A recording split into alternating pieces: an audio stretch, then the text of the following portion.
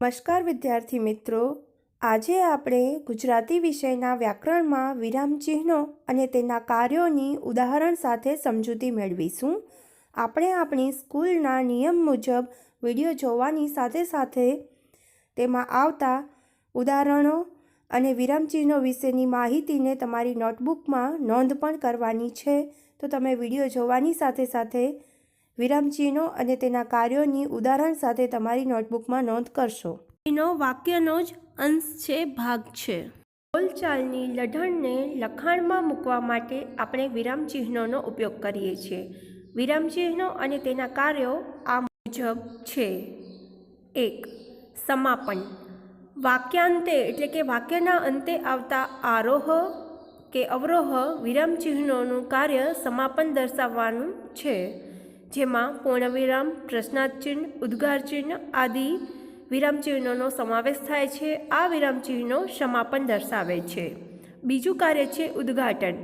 પ્રથમ વાક્યાંશમાં જે વિગતો હોય તેનું વધુ વિવરણ, સ્પષ્ટતા કે પ્રકાર આદિ બાબતોનો બીજા વાક્યાંશમાં નિર્દેશ થયો છે તે સૂચવવા માટે ગુરુવિરામ, ગુરુરેખા આદિ વિરામચિહ્નો પ્રયોજાય છે. વિરામચિહ્નોનું ત્રીજું કાર્ય છે વિભાજન. અર્થગ્રહણની એટલે કે સમજવાની સરળતા માટે શબ્દો, પદો, વાક્યાંશોનું વિભાજન કરવા માટે અલ્પવિરામ, અર્ધવિરામ, ગુરુરેખા, વિગ્રહરેખા આદિ વિરામચિહ્નો પ્રયોજાય છે. વિરામચિહ્નોનું ચોથું કાર્ય છે સીમાંકન.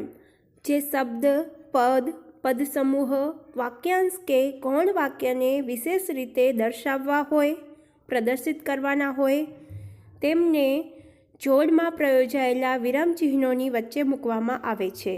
તે વિશેષ બાબતોના આરંભ અંતની દર્શાવતા હોવાથી હંમેશા જોડમાં વપરાય. અવતરણ ચિહ્ન એકવડા પણ હોય છે અને બેવડા પણ હોય છે. વિરામચિહ્નોના ઉદાહરણ આ મુજબ છે. પ્રથમ આપણે પૂર્ણવિરામનું ઉદાહરણ જોઈશું.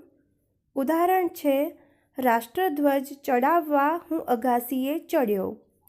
પૂર્ણવિરામના ઉદાહરણ પછી આપણે પ્રશ્નાર્થ ચિહ્નનો ઉદાહરણ જોશું, જે આ મુજબ છે. બાને રીસ તો નહીં ચડી હોય ને? ઉદ્ગાર ચિહ્નનું ઉદાહરણ છે મારું જીવન અંજલિ થાજો. અલ્પવિરામનું ઉદાહરણ છે બસ, ટ્રેન, વિમાન બધાની ગતિ આકર્ષતી રહી છે. વિરામચિહ્નોના પ્રકાર અર્ધવિરામના ઉદાહરણ આ મુજબ છે. હવે હું અહીં કુરિયન નથી રહ્યો.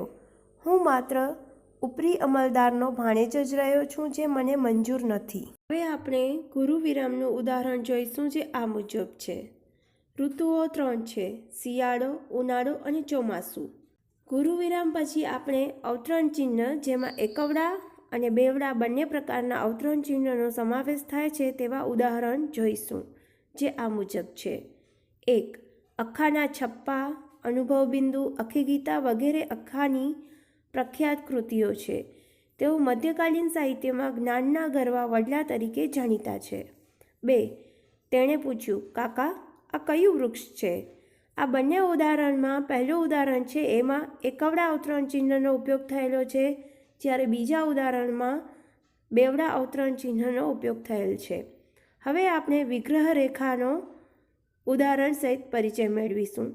એ લોકો નરસિંહ મીરાને અરે સુંદરમ રાજેન્દ્ર મકરંદને કેવી રીતે વાંચશે? અહીં આપણી વિરામચિહ્નો તેના પ્રકારની ઉદાહરણ સહિત માહિતી પૂરી થાય છે.